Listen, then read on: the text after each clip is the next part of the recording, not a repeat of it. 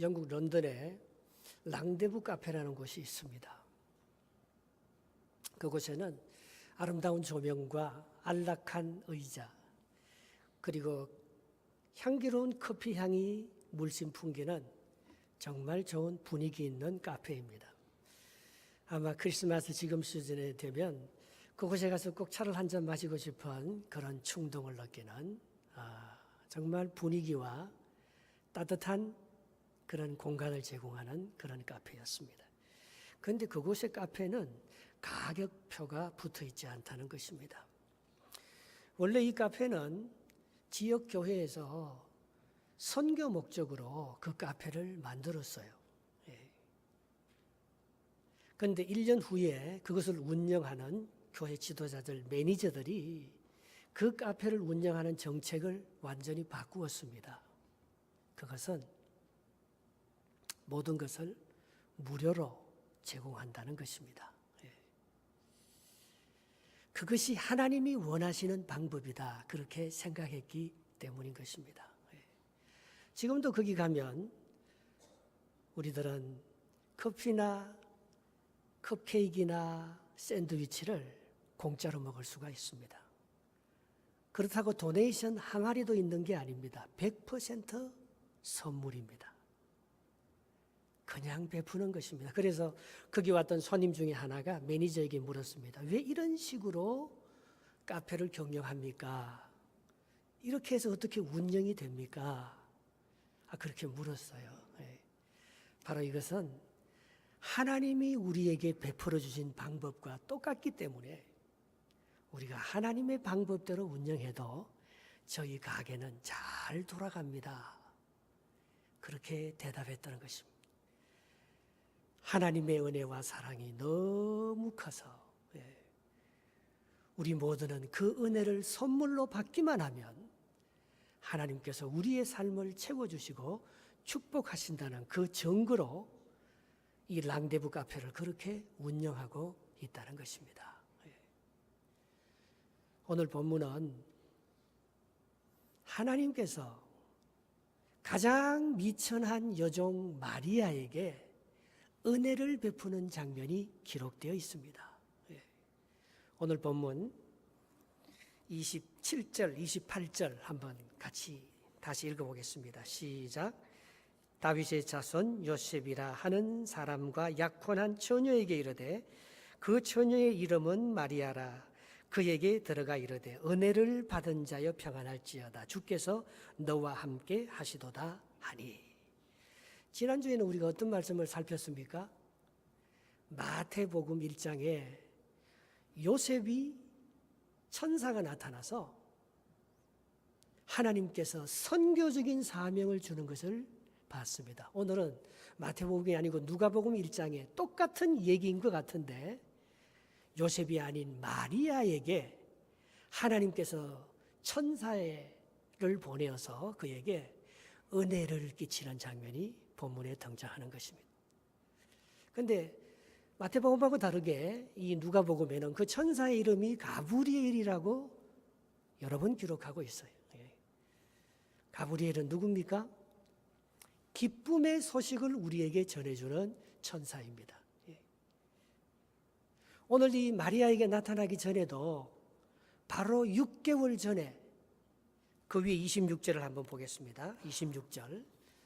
여섯째 달에 천사 가브리엘이 하나님의 보내심을 받아 갈릴리 나사렛이란 동네에 가서 6개월 전에 가브리엘이 이 예수님의 사촌 되는 세례 요한을 잉태한 엘리사벳에게 나타나셔서 그 기쁨의 소식을 전했지 않습니까? 이번에 또 이렇게 마리아에게 나타나셔서 기쁨의 소식을 전하는 오늘 그 천사가 오늘 마리아에게 은혜를 베풀러 왔다고 말씀하고 있는 것을 볼 수가 있습니다. 하나님이 우리에게 베푸는 은혜는 언제나 좋은 소식이 될 줄 믿습니다. 하나님이 우리에게 전하는 소식을 마리아가 지금 당장 생각하면은 불행한 소식이요.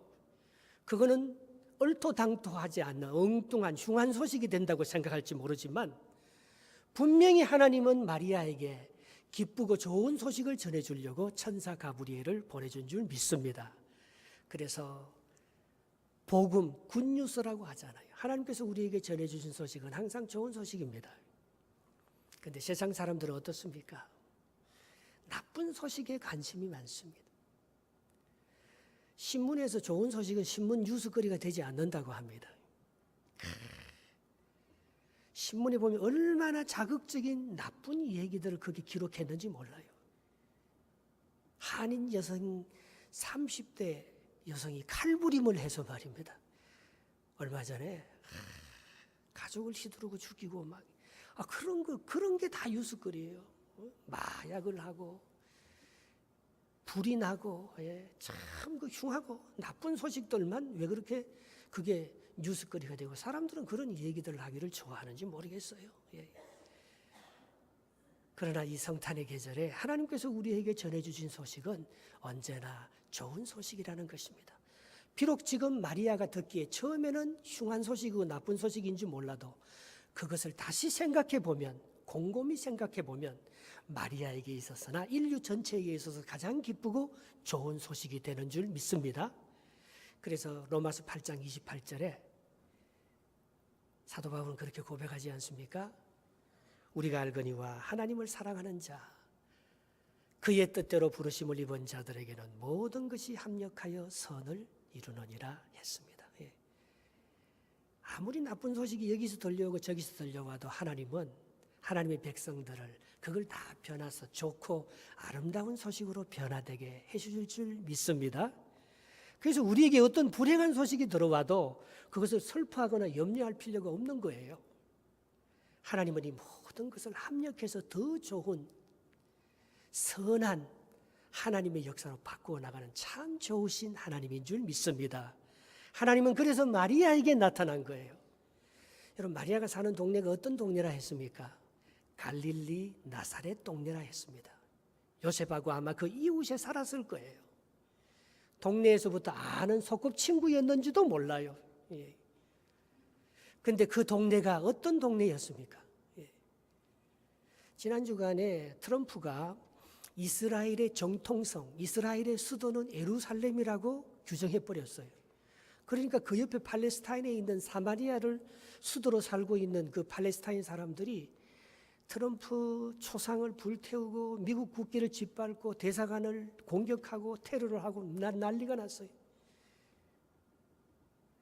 오늘 다윗의 후손으로 오는 예수님은 예루살렘에서 태어나지 아니하고 예루살렘이 주목받는 도시가 되지 아니하고 어디가 된다고 했어요?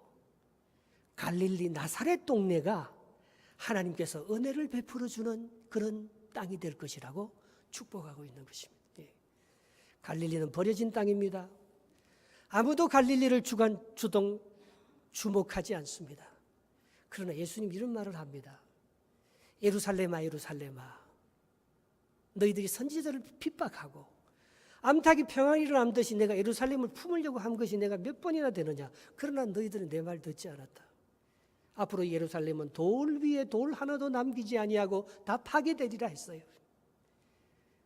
예루살렘이 다윗의 도성이고 예루살렘이 하나님의 축복받던 도시고 수도였지만은 그들이 하나님의 뜻을 감당하지 못할 때 오히려 예루살렘은 버림받았습니다. 그런데 오늘 이방의 갈릴리, 버림받은 나사렛 동네가 예수님이 출현하는 요셉과 마리아를 하나님께서 선택하는 그런 아름다운 도시로 인정을 받게 되었다는 거예요.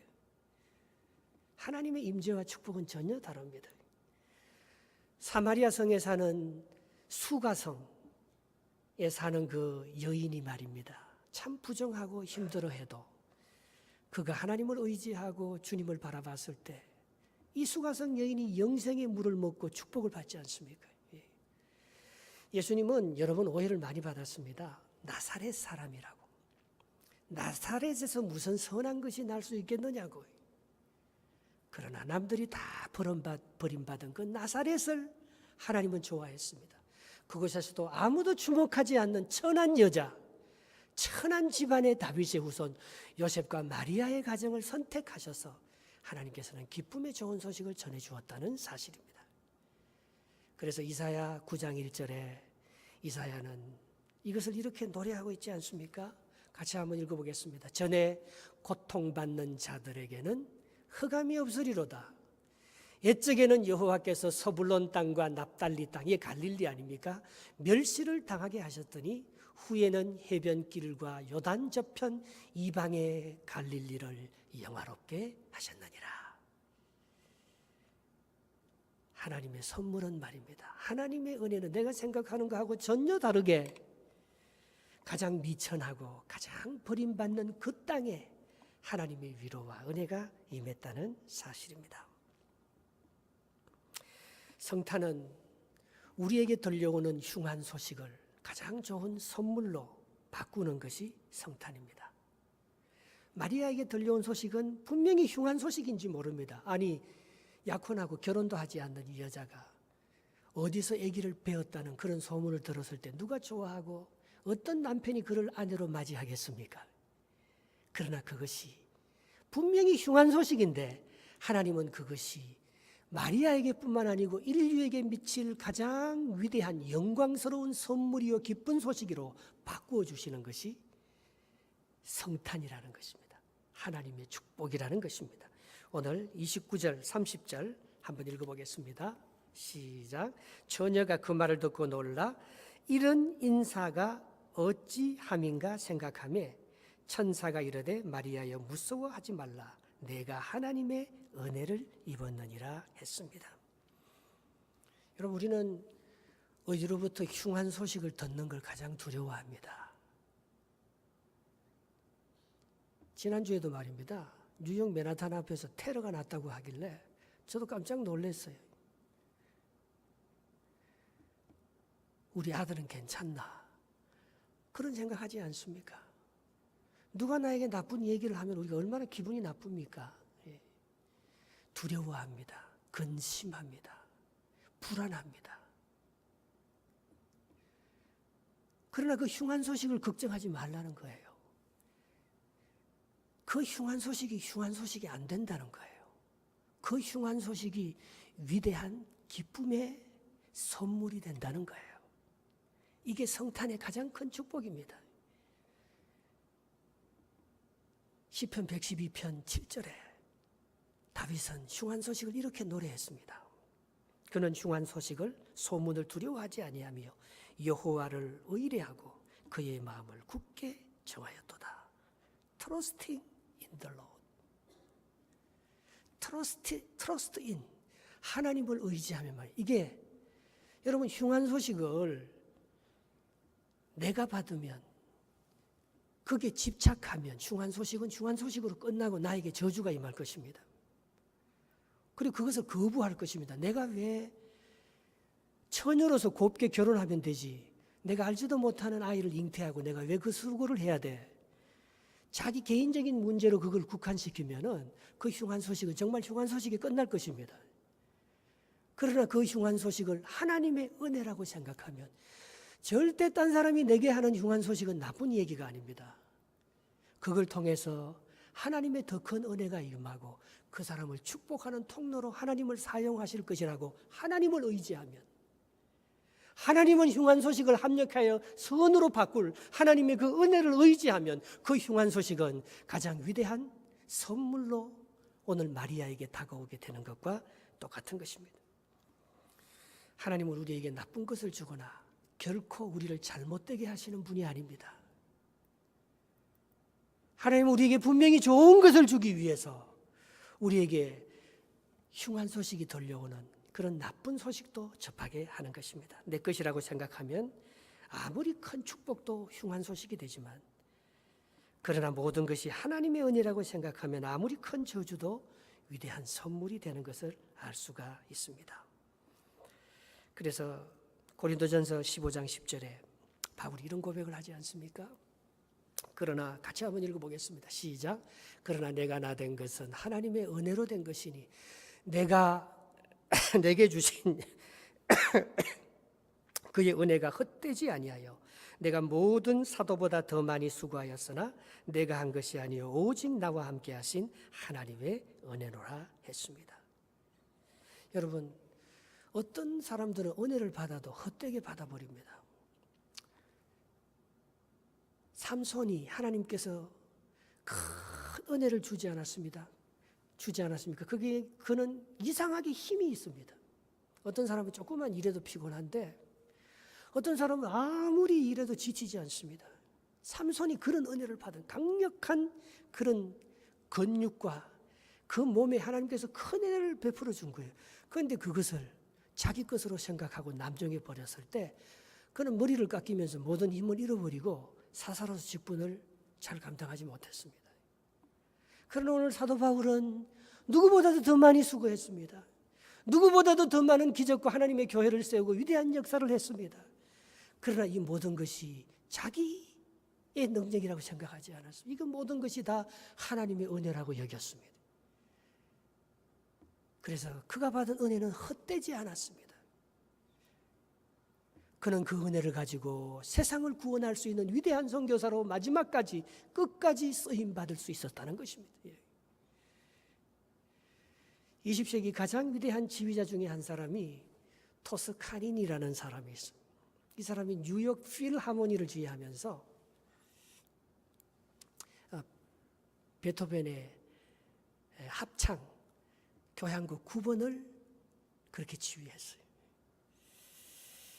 저도 어디 가면 이 위대한 그 지역마다 그 위대한 합창단 오케스트라가 있지 않습니까? 참 저도 그걸 이번에 독일 갔을 때도 베를린 교향악단을 한번 듣고 싶어서 시간을 아무리 조절해도 그게 안 나오는 거예요. 여러분 위대한 음악을 하나 들으면은 얼마나 우리 마음이 시원하고 깨끗하게. 토스카니니가 지휘하는 베토벤의 교향곡 9번 합창을 들었을 때 사람은 너무 감동을 당해갖고 말입니다. 모든 사람들이 일어나서 토스카니니에게 기립박수를 쫙 쳤습니다. 그런데 그 박수를 받고 토스카니니가 엉거주춤한 걸음으로 눈물을 글썽이면서 앞으로 나와서 이런 말을 했습니다. 이 박수는 내가 받아야 할 박수가 아니고 베토벤이 받아야 할 박수입니다. 그는 정말 신실하고 진실한 사람이어서 정말 영광을 받아야 될 사람이 영광을 받아야 된다. 그런 생각을 하고 겸손하게 지휘했습니다.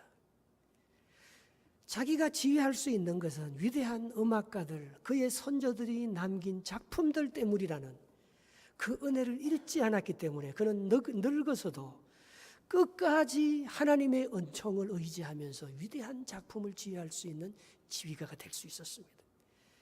만약에 그 영광을 자기가 다 받았더라면 그는 하나님의 은혜를 헛되게 하는 삼손 같은 사람으로 중간에 타락하고 전략해 버렸을 것입니다.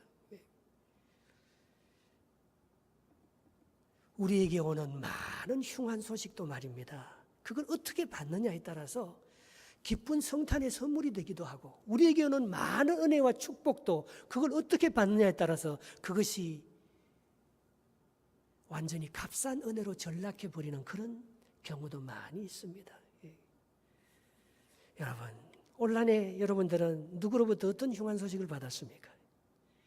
그러나 그것을 하나님께서는 기쁘고 가장 복된 위대한 선물로 여러분들이 안겨주시리라 믿습니다. 여러분 올 성탄절에 누구로부터 어떤 선물을 받고 싶습니까? 그러나 그것도 잘못 받으면 말입니다. 그 은혜를 헛되게 함으로 하나님의 뜻을 거스리는 그 축복이 안 되는 은혜가 안 되는 그런 선물도 있는 것입니다. 같이 찬송 한번 합시다. 하나님의 은혜 우리 한번 같이 찬송하겠습니다. 하나님의 은혜로 같이 부르겠습니다. 하나님의 은혜로 있을 데 없는 자 왜 구속하여 주는지 난 알 수 없도다. 내가 믿고 또 의지함은 내 모든 형편 잘 아는 주님 늘 돌보아 주실 것을 나는 확실히 아네. 그럼 하나님께서 우리에게 주신 최고의 은혜, 최고의 선물은 뭐냐 말입니다. 그것은 그 이름 예수님입니다. 하나님이 인류를 사랑한다는 증거, 하나님이 인류를 버리지 않겠다는 가장 큰 선물이 당신의 하나밖에 없는 아들을 이 땅에 죄 사함의 은총을 얻기 위해서, 구원을 얻기 위해서 아들을 선물로 우리에게 주셨다는, 여러분 그거보다도 더 큰 선물이 어디 있겠습니까? 마리아가 그땐 몰라요.